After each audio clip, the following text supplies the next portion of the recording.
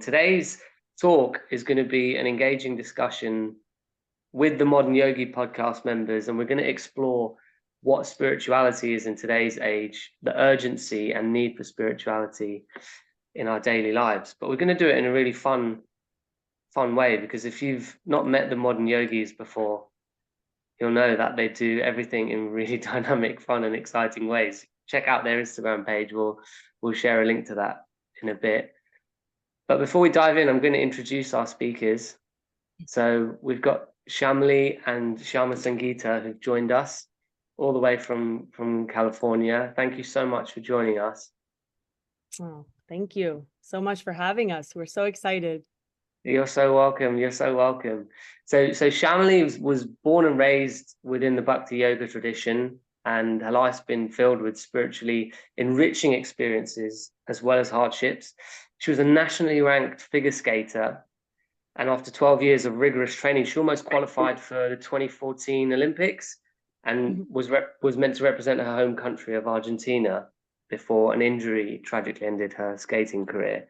But she's also traveled as a performer of classical South Indian dance. She started a YouTube channel, taught spin classes, been a news anchor and a caregiver for mentally challenged children. And on top of all of that, she's been a researcher in interpersonal communications and psychology lab at UCLA before going on to do a master's. And she did a master's at LMU, and she dedicated her master's thesis to researching the profound effects of spirituality within children, which is an amazing subject. And Shyamali is currently a full-time teacher. You're logged in from school, aren't you? Yes. So if you guys hear any bells or knocks, I'm going to try to ignore all of that, but I may just mute myself, and then Shama, you take over for a second. That's good. Commitment to the cause. She's tuned in from school, but she's seeking to spread the wisdom that's you've developed in your upbringing and experiences, and she's sharing her stories wherever she goes in really vibrant ways. With Shama Sangita and Priya Darshana as well on the Modern Yogi podcast. And Shama Sangita, who's joined, you grew up in New York, right? Born and raised in New York? Yep. Amazing. So she was born and raised in New York. You have a background in stand-up comedy, and you performed in stages in Canada, the US, Hong Kong. But Shama wanted to take her craft to new heights, so she decided to combine her love for humor and her love for Eastern spirituality, and founded a platform called The Hopeful Hindu. So the website's thehopefulhindu.com. It's a speaking company that combines stand-up comedy and ancient spiritual wisdom from the East. So welcome to our two speakers. And there's a trio of you, right? Priya Darshana is the third member of the Modern Yogi podcast, who's not been able to join today. Yeah, she would have loved to have been here. She's out of the country, but maybe at some point in the future, we'll come back. We'd love to have her on, because with the Modern Yogi podcast, you've got a weekly spiritual show, and it's a video podcast as well, because I think you publish clips, but you're presenting wisdom of the Bhagavad-gita in really candid and approachable ways. We didn't pay him to say that. Thank you. No, well, I've also heard that you are the Destiny's Child of Krishna consciousness. Oh, did you know? Was that like we said that about ourselves? I feel like we taken that from ourselves. Yeah, I feel like we did that, but he actually was listening to our podcast, so that's good. We very I heard it. Low budget. Yeah. It's stuck. I'm going to go with it. Welcome, guys. How are we feeling? Good. This is a little different for us than on the podcast when we just see the three of us. This feels like, wow, so many people. It's exciting. Yeah, it's nice. We have a really global community, and everyone loves getting involved. And we always love to welcome new guests on. And we're really excited to hear a bit about you guys and what you do with the Modern Yogi podcast, and also the angle you come from when you're decoding the wisdom of the Bhagavad-gita. But before we get into all of that, I'm going to let you lead a short invocation, and I'm going to try to get us into the zone. Yeah. So we always like to say this prayer also before we start every episode. Normally Priya's the second voice that says it with me, so it'll feel different today, but we can all take a minute to take a deep breath and close our eyes and pray. Om Ajnana-timirandasya Jnananjana Shalakaya Chakshurun Militam Yena Tasmai Shri Gurave Namaha. Translation: I was born in the darkest ignorance, and my spiritual master opened my eyes with a torch of knowledge. I offer my respectful obeisances unto him. Beautiful. So that's how we start out every episode. Because I have no singing ability, Priyadarshini and Shyamali do the singing part, and then I just read English. That's it. But it's still a really important part of it, because we need, most of the time we don't understand the Sanskrit or the verse. So Thank you. it sounds good. It's sounding good. So tell me a little bit about yourselves, guys. We've gone into a bit about your backgrounds, but I'd love to know how you started the Modern Yogi podcast. I think you've been going for 2 years now, is it? 2 years? Wow, yeah, 2 years. Yeah, I mean, I could start off, and then Shyamali, feel free to pick up. Priyadarshini actually birthed this. She's our third member. She's I just checked her location because she shares location because we're girls. And she's in Switzerland right now. So she had this idea to start this podcast for her younger sister and like just get her engaged in Krishna consciousness and learning about Eastern philosophy, and just a tool to engage her younger siblings because she's like the oldest of 4. And so then she recruited Shyamali and myself. And I think the Gita has changed all of our lives in so many different ways. And I think the lessons that are learned and the nuggets of wisdom literally have transformed every experience that we've been through and that we will go through. And so that's how she kind of recruited us. When Priyadarshini says jump, you say how high. And so that's what we do. We release episodes every single Sunday, brand new episodes. And we go through the Gita verse by verse by verse, starting from the very beginning. And we try to make it super digestible. I don't know how many of you, by show of hands, have tried to read the Gita, and the first time you're like, I don't even know what's going on. 2 hands, actually, yeah. Yeah, like there's so much of that, including myself. And I just think it's such a difficult text sometimes. But when you're doing it with friends or with a group or with a sangha, I think it's really helpful. And we just go verse by verse, and we try to make it funny. We try to make it relatable to modern times. And we tried to make it digestible for anyone, no matter who you are, whether you're new to Christian consciousness or you're well versed in it. We try to make it super relatable to modern times. Shyamali, did I miss anything? No, that was beautiful. Yeah, absolutely. And we don't think of ourselves as the expert. We like to think that we're in this massive book club and we're learning as we go. And I mean, you know, when you read on your own, it's one thing, but we've had little recording marathons where we've sat for 7 hours solid reading the Gita together. And when you have that sounding board, like friends doing this together, it's so powerful. So I'm just so grateful to have this with these women, and with whoever joins us around the world, we can engage in this extended modern yogi family. And yeah, it's so grateful to be a part of it. Yeah. I see. Go on. Sorry, Shama. Oh yeah. Just last thing. We are still in the midst of the Gita, so feel free. We'll send a link in the chat, but we're only on chapter 13. So feel free to join us and catch up wherever you are if you feel so inclined. But we're right in the middle of it. So there's still a lot of time to join us. That's amazing that you're doing it together as a collective. But were you connected before the podcast, or are you from a similar community, or how did you come about together? How did you join forces? Yeah. You know, I think people who are on birds of a feather tend to flock together. So we're all part of this Bhakti Yoga community here in Los Angeles. So we were already friends before. But the cool thing, when Priya presented us the opportunity to do the podcast, it's one thing to be great friends, but another thing to have chemistry and a dynamic on a podcast. So I still remember after we did episode 1, we finished filming and we all looked around the table at each other and we were like, wow, that was magic. Even the producer, Priya's husband, said that was magic. And if he says it, you know, I use that word every other word, but he was like, this really has legs to go somewhere. And that was the beginning that we felt it just clicked, and it's only grown from there.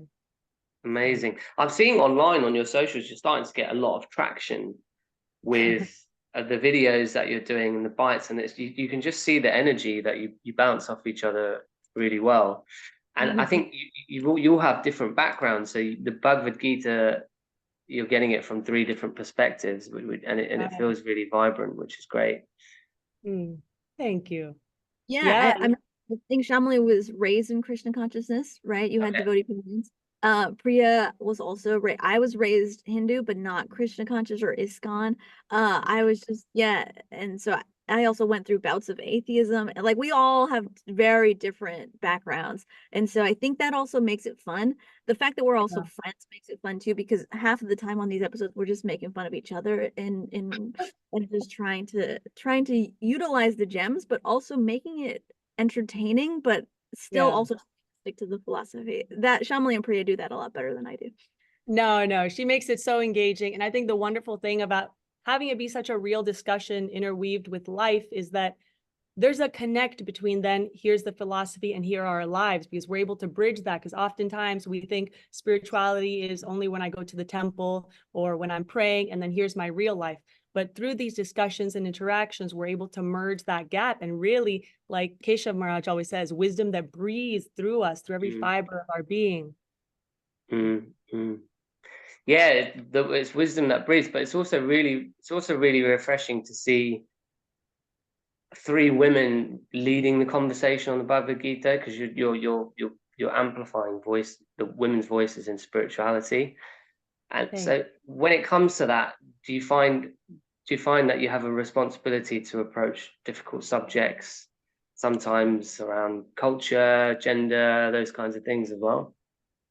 Oh, absolutely. I mean, Shama, you can chime in what you feel, but I know that there's been some verses that I know that we've been a little nervous before we tackled, because we think from a woman's perspective, how would a woman who hasn't heard any of this philosophy before feel about this? Because we tried to make it our target audience, we tried to make it accessible to anybody. If they, like Shama said, if they've never heard of this or if they've been in the game for a long time. So we imagine people who have never heard of the philosophy, they come in and might hear a text that will really, it'll jolt them. And so we wanted to make it always to really take the time to break things down in a very mindful and delicate way that our audience, we don't know exactly who it might be and how would someone feel if they hear this for the first time. So there are some little topics that we really tried to handle with care and with a lot of heart. So I feel absolutely we have that very conscious and present in our minds. Nice.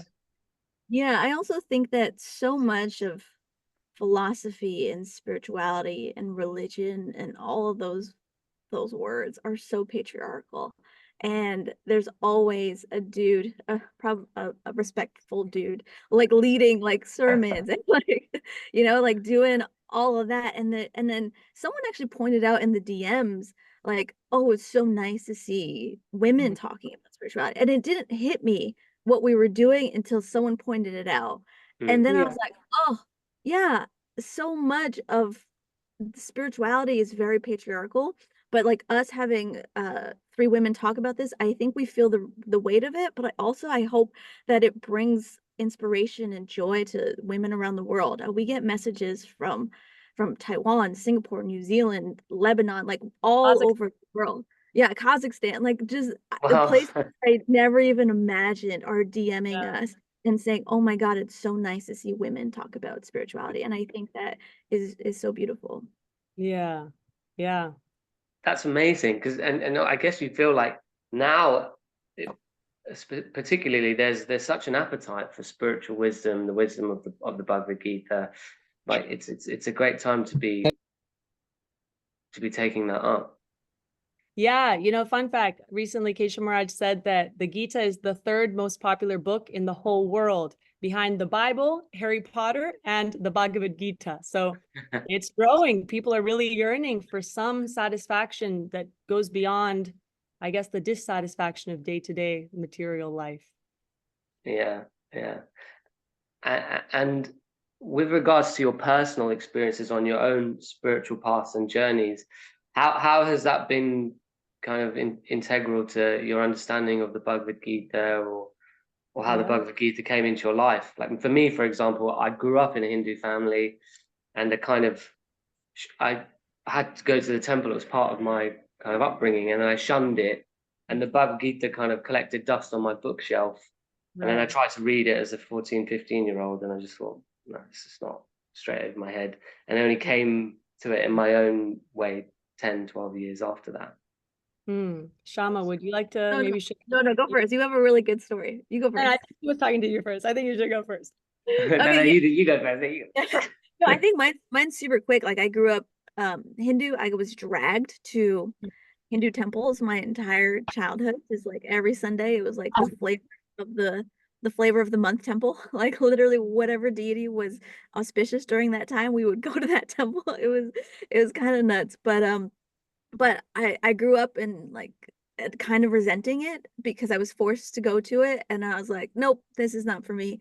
High school, I explored, the bouts of atheism, and it was not until college where I was like, wait, are we just supposed to just work or graduate and work and pay bills and die and that's it? Like I was like, that can't be what we're supposed to be doing here. There's gotta be. And so I started exploring a whole bunch of different philosophies. Like I studied a little bit of Christianity, a lot of Judaism, a lot of Buddhism, a lot, and then it was literally like someone explaining the Gita to me in words that I could understand. It wasn't like an Indian man speaking Hindi or Sanskrit at a time. It was like literally in English, very plain, like explaining topics of reincarnation and nonviolence and our monkey mind, how to control our mind, and why do bad things happen to good people?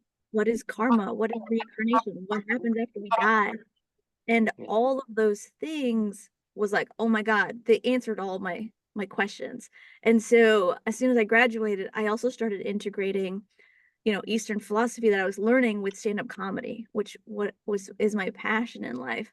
And so I'll show you an example. Like I started doing shows where I tried to integrate both of those things. This is one of my shows that I did back in 2014. It was called Don't Die of Constipation, a comedy show about letting go. And on the surface, it's like a really crude title, but it's actually a show about detachment, like how to let go of the things in life that are actually keeping us stuck. And so that's what I did. I used like the things that I was like learning in real time from the Gita and integrating it and trying to make it funny. And then I found like-minded people along the way, and I fell in love with those people, and that association has been really, really important. Having like really strong spiritual friendships has been my anchor, and that's how I'm here now. That's something I think what something Melinda Michaels said in the chat as well. Friendship over spiritual service is a whole other level.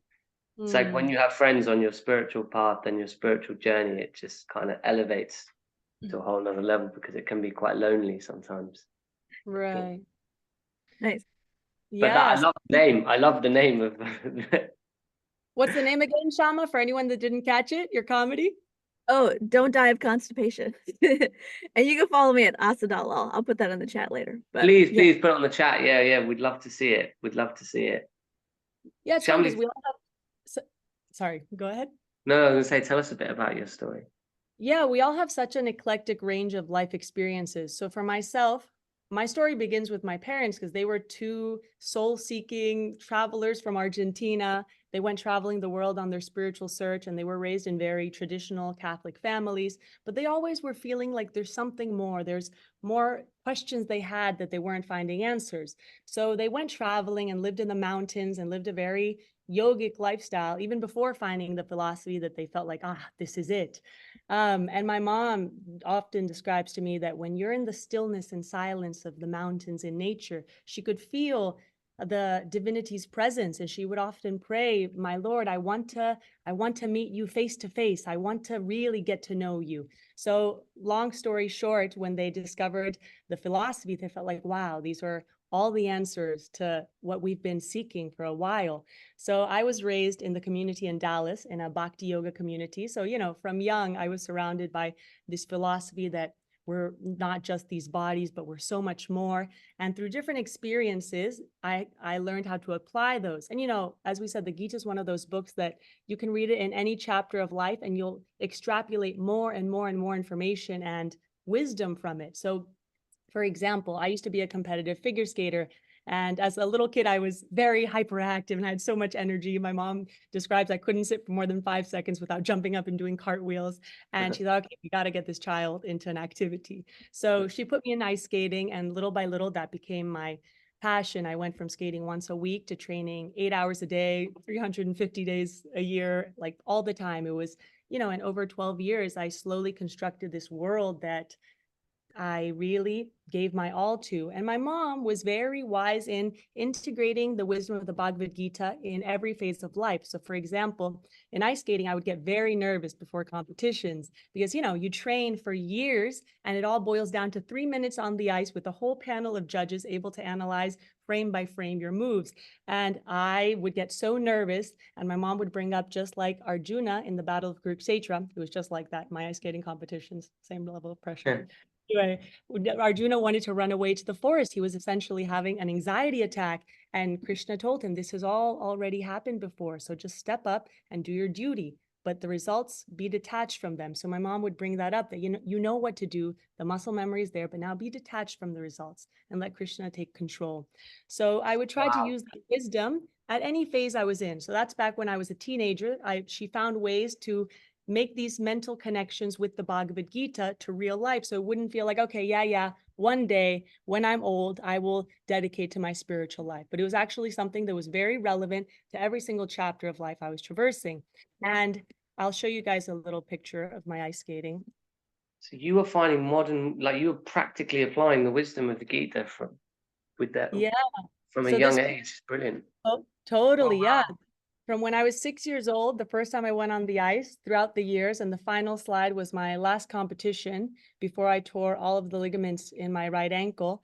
And that actually was another big lesson in life of applying the wisdom of the Gita, because, it's so easy to identify with what we're doing at each phase of life. I'm a student, I'm a parent. You get so consumed by your job that it becomes your identity. And I, at that time, was Shyamali, the ice skater. I did it so many hours a day, and it was my whole world that, like I said, I dedicated over 12 years to constructing and pouring my heart into. So when I got sent a pair of boots that was a little bit too big for my ankle, so every time I landed a jump, I would twist my ankle. And I did my last competition with the ligaments already torn. And when I got back to my home rink, I took off my boot and it felt like my ankle was just dangling there. And when the ankle specialist told me that I had torn all of the ligaments, it felt like my heart broke, and it felt like I went through an identity crisis of, okay, who am I beyond what I do? And like I said, I was raised in the philosophy that I know I'm so much more than this body, and definitely more than what I'm doing in that transient phase of life. But that was an opportunity really to have to apply that knowledge. So I think that was another moment in my own journey of life that I really had to sit with and apply that knowledge in who am I beyond what I do.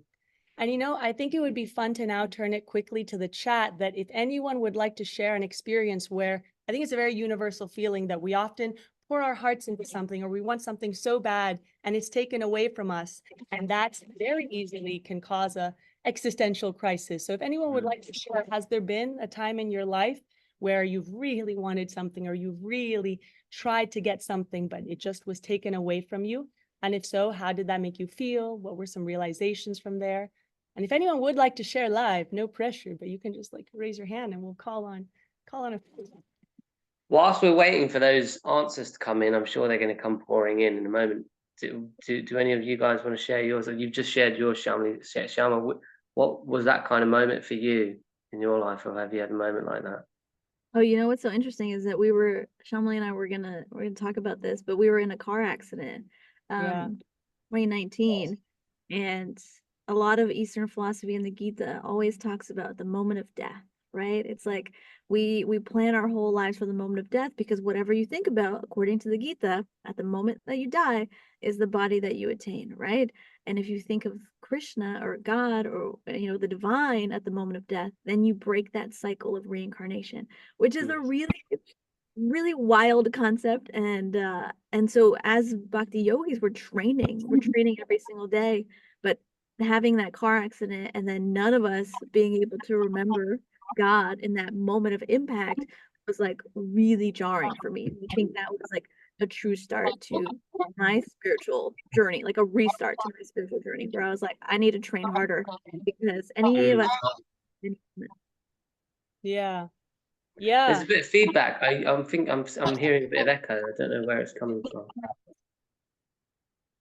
I just encourage you, if you're on and you're tuned in, please keep your cameras on, but your mic's muted if possible. Thank you. Mm. So that was that. I mean, your whole world literally was flipped upside down.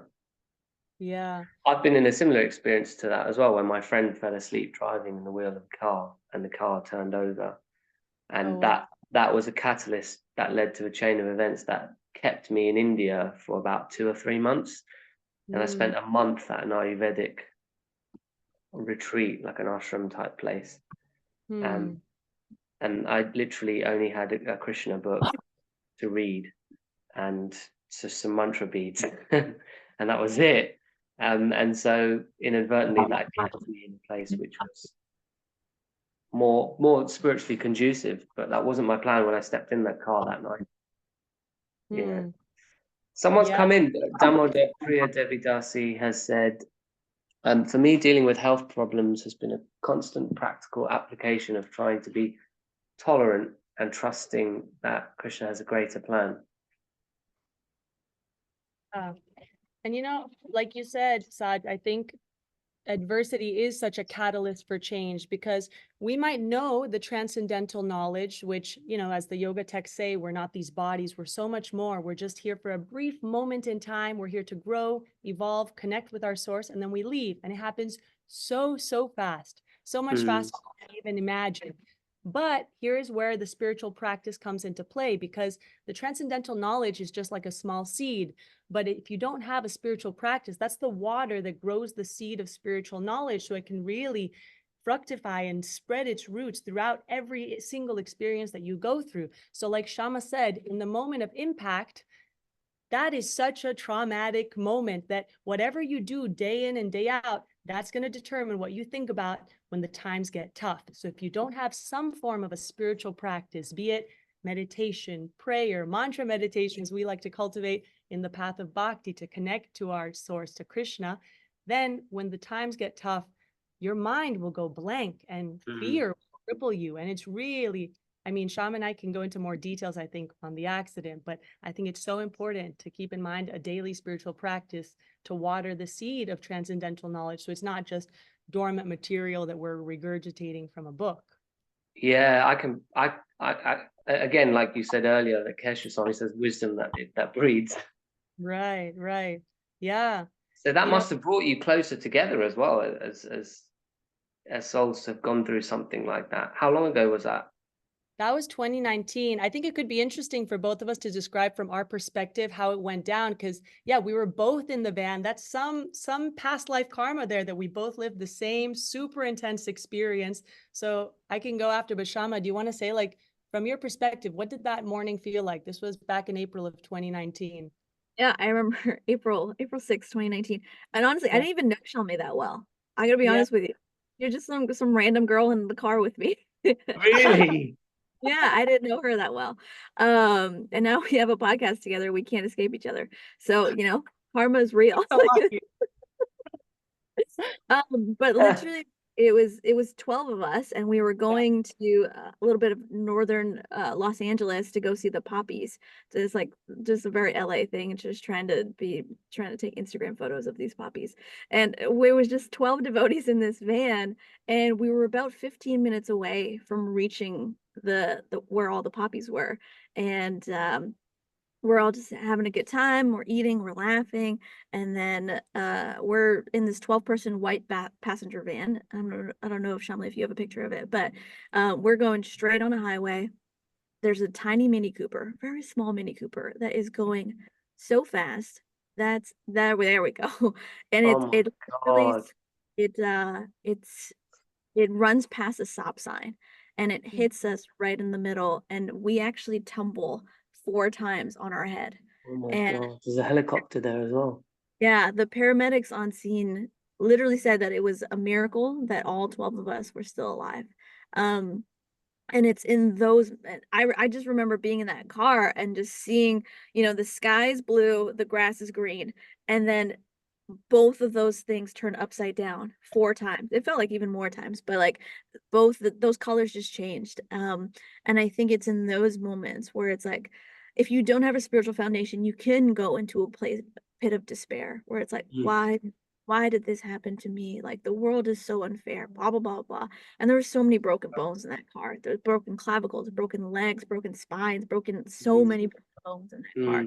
Luckily, no one passed away. But if you have that spiritual mindset, you say, okay, what is the divine trying to teach me in this? What am I supposed to learn through this? What lessons am I supposed to learn? Right, I'm just muting everyone. I need to unmute you. Hang on, sorry. Perfect. Yeah, I don't know if it's me, but it's like, if you have that spiritual foundation, you ask different questions than someone who doesn't. When something like that happens to you, you ask different questions. You say, okay, what am I supposed to learn here? What lessons am I supposed to gain and learn through? What is the divine trying to teach me? And like, how can I be better now in my spiritual life as a person, as a devotee? How can I be better? And I think all of those questions, like, you don't feel them initially, but after all this stuff happens, you're like, okay, let's ask deeper questions. And I think that's what life is, because life is hard. We go through, family tragedies and physical pain and like all of these things. It's like, what path do we go? We can go into despair, or we can go into questioning deeper why these things are happening and how to be better because of it. Yeah. Shama, that's a big point you ended with, that it's absolutely up to us which of the two routes to take it. And we can make it sink, or we can sink after a difficult experience, or we can go deeper in life. And yeah, from my perspective also, the accident was one of those things that felt surreal, that you only see in the movies. We were going, and like she said, we all looked to the right just as the Mini Cooper was flying towards us, and you heard resounding screams throughout the van, and then crash. And the sound of metal crashing against metal is something I'll never forget. And for me, everything started going in slow motion. I saw the horizon up ahead, and it slowly started tilting, and I lifted up and I started hitting different sides of the van as it flipped over. Like Shama said, it felt like it flipped endlessly. And then I ended up landing in the trunk. And when it stopped rolling, it looked like a war scene. There was glass, debris, dust everywhere. And I looked down, and there was a body on the floor, and I had landed on top of a murdanga, the type of drum. The drum, yeah. Yeah, I landed in the trunk facing the window, and I looked down and I saw the body, and the head was covered by a backpack, and I heard, help, help. So I bent down to pick up the backpack, and I saw my friend's face covered in blood. And as I was sitting up holding the backpack, that's when I realized something was very wrong with my back. It started feeling like it was compressing down, and I had to put my hand on either side to try to hold myself up. And I started screaming for help, and someone tried to open the back door of the trunk, but it was jammed shut. So they pulled me out of the window. And then, I could say so much about it. The helicopter came and took me to the hospital. And there's one moment in the helicopter that I wanted to emphasize, because this was actually a moment I'll never forget. So I was strapped to the floor of the helicopter, and there was no one else with me because they didn't let any of my friends come. And in that moment, your mind goes to the worst case scenario, because I just knew that I couldn't barely breathe. I couldn't move the lower half of my body. So I thought, is there internal bleeding? What's happening? Is this the ending? And that was the first time in my life that I really, really thought, maybe this is the ending. And what we do day in and day out is what's going to kick in those moments. So I closed my eyes, and really thinking, maybe this is it, I started deeply praying and chanting the Hare Krishna mantra. And in that moment, I felt the deepest sense of peace that I had ever felt in my life wash over me. And we all carry these weights, even if we don't go through a tragedy, like someone said in the chat. Just material existence is heavy and hard, and we all carry these weights throughout our lives, that in that moment where I really thought this is the end, it almost disappeared like tendrils. It just, none of that mattered. And I closed my eyes, and I felt the biggest sense of peace wash over me that I had never experienced before. And that moment in the helicopter is something that I will always take with me. And I was thinking about it, that there's 2 takeaways that I just wanted to relay today. One of them is never to take anything for granted, because I spent a few weeks in the hospital where after I had fusion surgery, I had shattered my lower back. I got plates and screws put in to fuse my back. And I had to essentially relearn how to walk, how to use the bathroom, all these things that when I was able to use the bathroom after the hospital on my own, it was like a miracle. So part of me thought, wow, how many things do we take for granted? If we have a healthy body, if we're granted a body in this life that we can utilize for spiritual enlightenment, how lucky are we? And seeing the people on the Zoom, you guys are able to be in front of a laptop, sit in a nice home, a space, and breathe and walk. And we are so lucky. So we must cultivate an attitude of gratitude. And the second thing I want to emphasize is that nothing happens just because, or in other words, everything happens for a reason. And I know it's so difficult to apply that, especially in traumatic moments. But if we truly accept the premise that we're only here for a brief moment in time to grow, evolve, connect to our source, and then leave, then that totally shifts everything that happens in our life is for a greater purpose. And it is happening for us, not to us. So the accident that Shama and I both traversed, it took us so much deeper on our path than we even were on before. So good, bad, who's to say? It really is a beautiful journey, life, when we can see everything as something that's being divinely guided to take us deeper, to connect to our source. Wow. Yeah, it's amazing. It's kind of like it's almost like it lit the touch paper on and created this sense of spiritual urgency. But you literally had to rebuild your life back together, block by block. Yeah, I have a few other little shots from the hospital. So that was, like we said, the van. And then that was when I first arrived in the trauma unit. I was pretty broken feeling. That was right after. They said it would be 3 small incisions. And when I saw it, my mom took that picture after the surgery, and I was like, wow, okay, we have different definitions of 3 small incisions. Yeah, that's pretty big. Wow. Pretty big. Anyway, And then you must have had to do physio and stuff. Yeah. oh yeah, relearning how to walk and everything. So yeah, it was Wow. it was difficult. What a journey that you've been on. It's so inspiring that you since then come and you've joined this podcast and you're sharing this wisdom and you're sharing your story in such an inspiring way. It's amazing. Thank you. Shama Sangeeta. Oh, I just plug. Yeah, I can see you plugging in the chat. That's great. I'm a marketing executive by day and a stand-up Are comedian. you? Okay. So I'm just plugging it. She's like telling her heart-wrenching story. I'm like, by the way.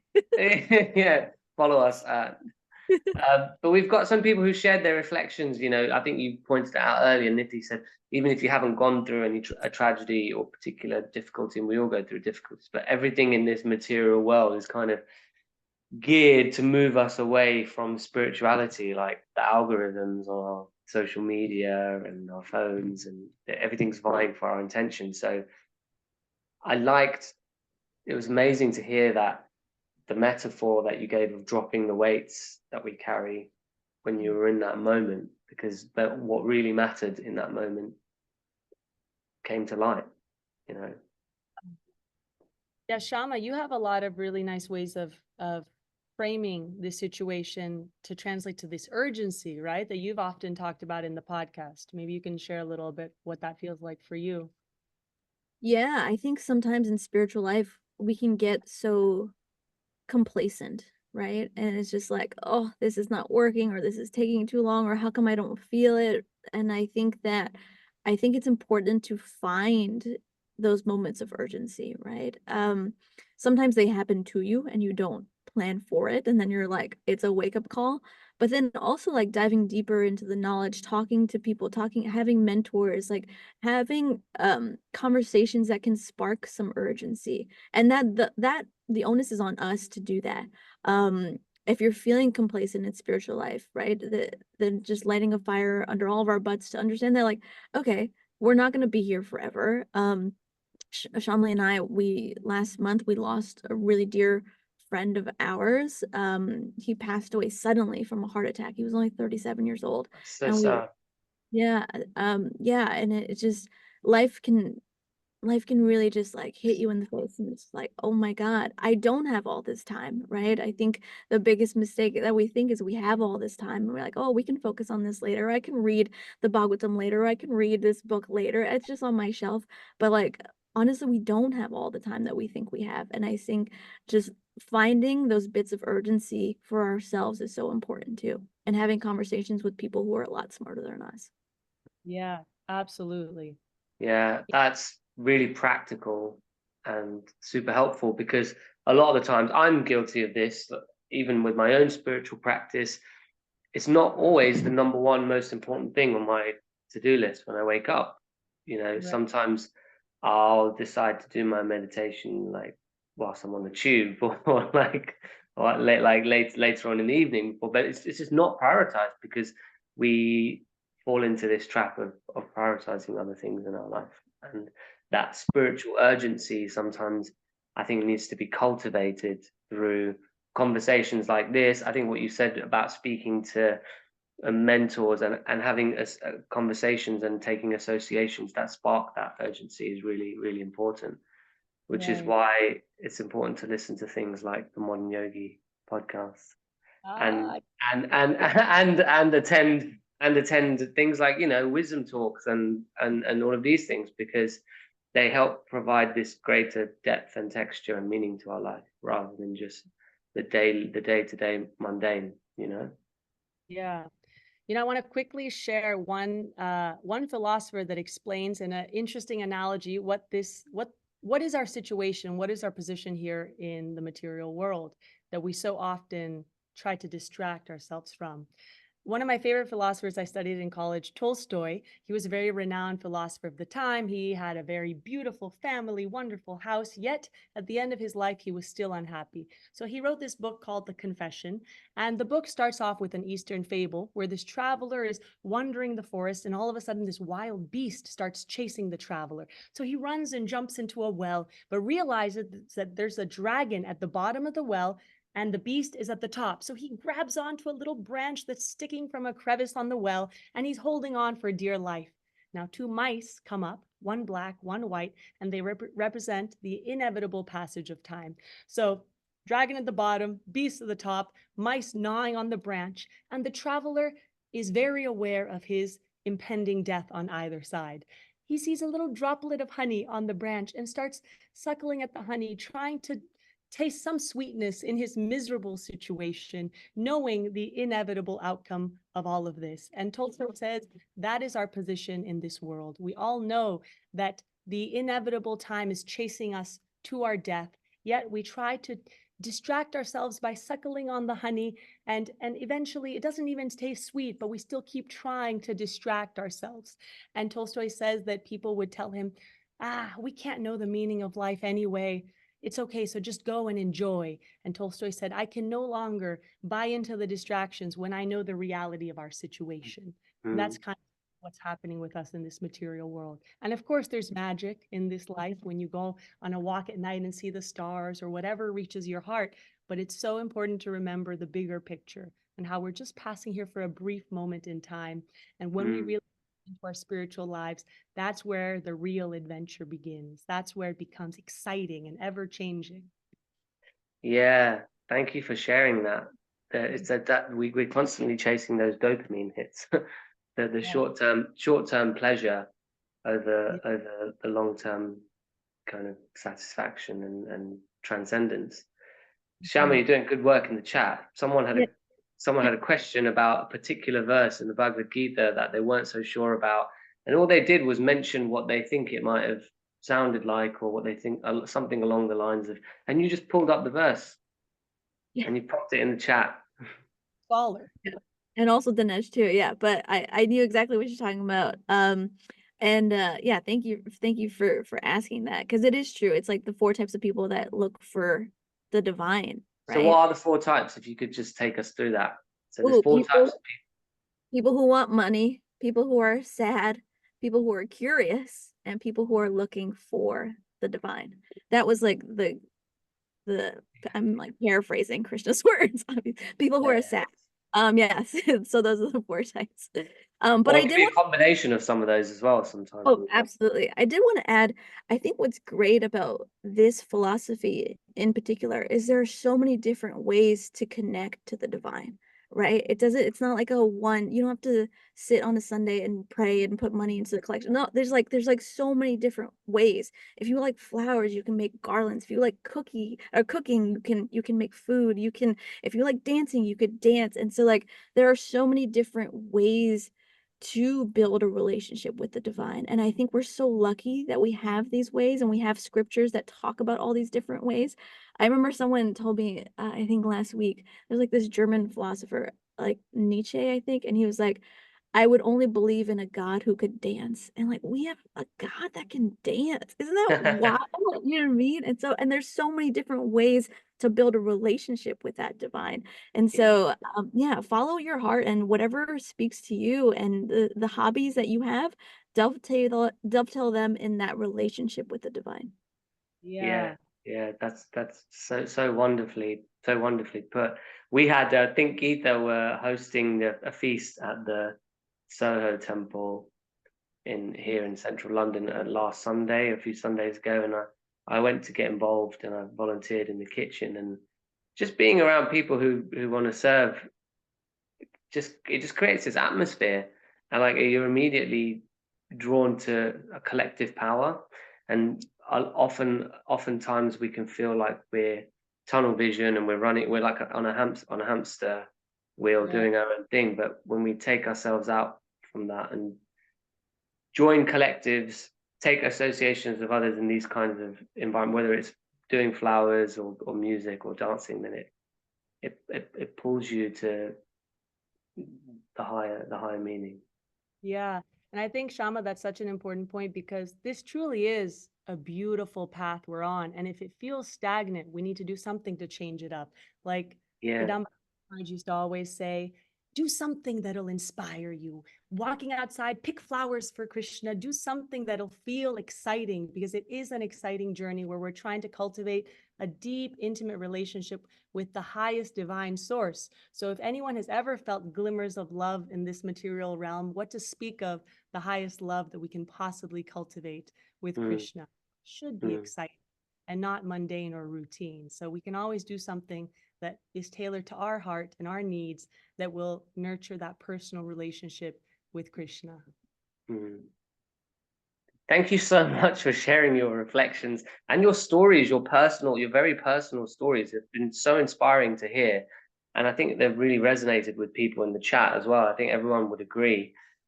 Some of the things I've taken away from what you said today is from that experience you had in the accident. One thing you said, Shyam, was having a spiritual lens in times of crisis, and leads you to ask different questions in challenging times, and asking those deeper questions can have a huge effect on the trajectory that you take after a setback.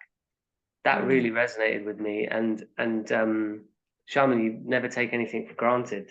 That really resonated with me as well.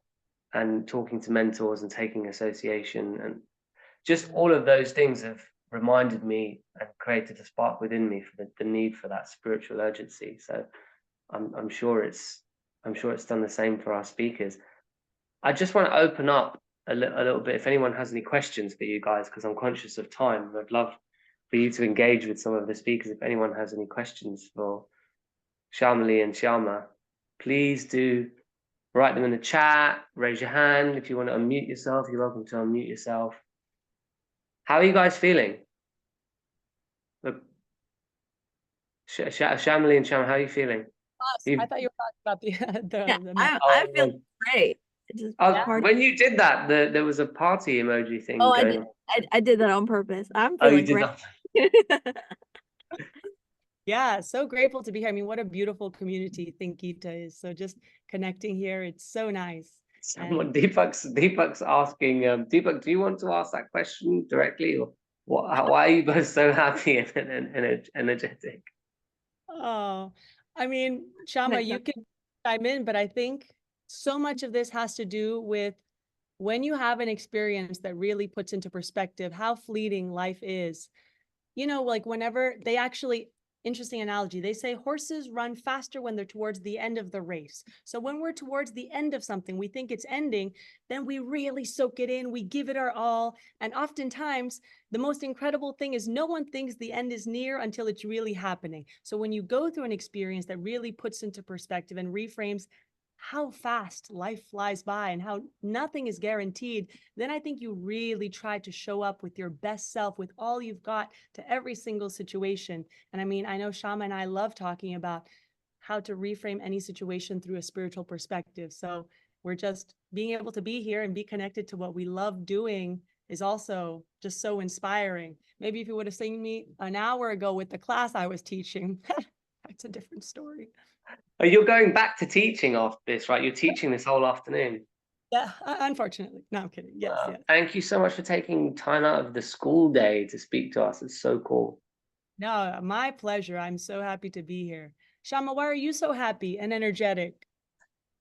Oh, candy. I don't know. I mean, I'm a big fan of Vedic astrology. And so like, I think it's something about my moon. I don't know. But honestly, I think it's something that I always tell my mom. My mom is a worrywart. And like, when you grow up with that type of parent, you like want to be the opposite. So like, I'm like super carefree because my mom was a worrywart. But I think the other thing is like, my mom's also a devotee. And I feel like one conversation that I always have with her is that every morning you can either choose love or fear. And I think that is a conscious choice that we make every single day. Love or fear, right? Yeah. Love of the divine, love of life, love of building a relationship with the divine, building a relationship with Krishna conscious friends, or you can choose fear, right? And it's like, oh, what's going to happen now? What's going to happen now?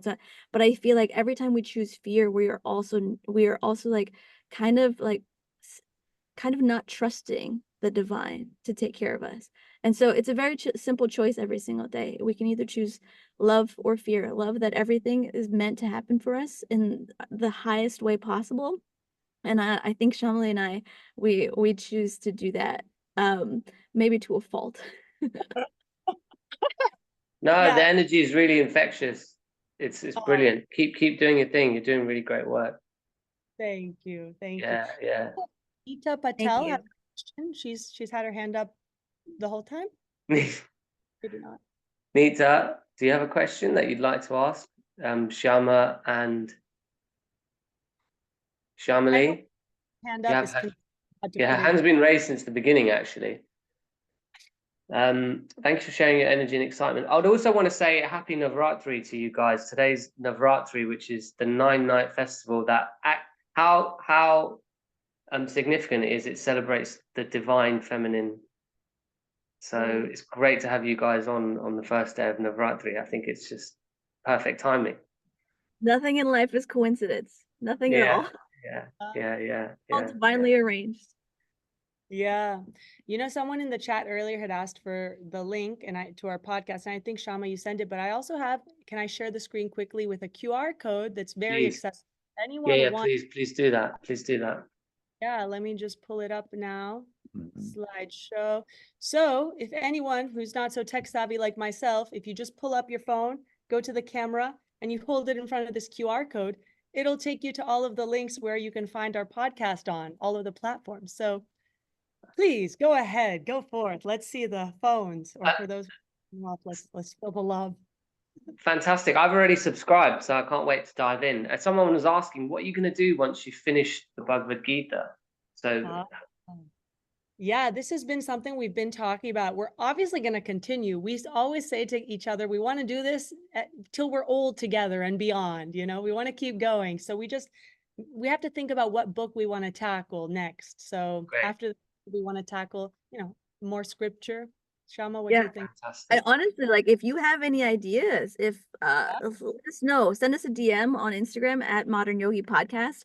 People have been saying, oh, tackle this book or tackle this book. But yeah, Shyamali and I want to do this until we're 90 and be like, Srila Prabhupada said this. And so like, I hope that we can have that service of just like talking about these beautiful books until we're very old and wrinkly. Dama, you've just had an interesting question come through from Vikas. Can your parents still take credit? Yes. Yeah. Oh my God. I think of my mom as my greatest guru, because even though I was a reluctant disciple, she instilled all of these things in me, and I give all credit to her. She's my first guru in my life. Amazing. That's wonderful. That's sweet. Oh. Okay, well, I'm going to wrap up. I know you've got to get back to class, Shyamali and Shama. What are you doing with the rest of your day? Shama, I have to go back to work. I have a Oh, you got meeting. to go back to work as well. Okay, you've both got to go back to work. Someone's asking if you could teach the Srimad Bhagavatam. Thank you for your inspiring stories. Trudy said it's contagious, feeling so uplifted listening to you. Absolutely nothing happens by chance, and it's all Krishna's mercy. And since my major change happened a few years ago, instead of worrying about what will happen now, I surrendered to Krishna and all my fear is gone and I'm at peace. And Vineet said, Mum's the best. Thank you so much, guys. I've got a couple of announcements to make. My turn to plug in. I've not done it. I don't have a QR code though, but we've got a couple of great courses coming up. So next Thursday, we have a taster session for Gita Unlocked. So on the 24th of October, we've got a new course starting. It's a beginner's guide to practical wisdom in the Bhagavad-gita. Starts on the 24th of October. It's going to be taken by Raj, who's our Gita co-founder. And we're going to unlock the secrets of every chapter of the Bhagavad-gita. So each week is going to be a different chapter. So you can look forward to that. And next week is going to be a taster session at 8 p.m. And on top of that, in January, on the 25th of January in the new year, we have a retreat in India, which is going to take us from Mumbai to the Govardhan Eco Village and Mayapur, and it's going to take you on a trip throughout to some very, very special places. So if you're interested in that, I will share a link, which I had ready somewhere.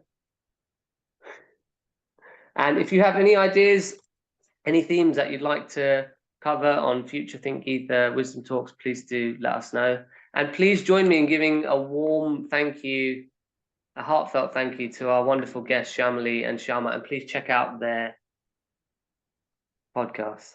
Someone said on a lighter note, have you tried making khichdi? No, Trudy, I haven't tried making the khichdi yet. We did a whole thing on Ayurveda or a week or two ago, or Sacred Spaces, and I wanted a khichdi recipe, which I've been looking for, and I've not made it yet. So I'm glad that you've reminded me, though, Trudy. Thank you. All right, Shyamali, thanks so much for joining. Thank you so much for you and everybody. This has been such a pleasure. Oh, someone's just now trying to join. Thank you so much, everybody. Well, at least they've caught the goodbye. See you guys.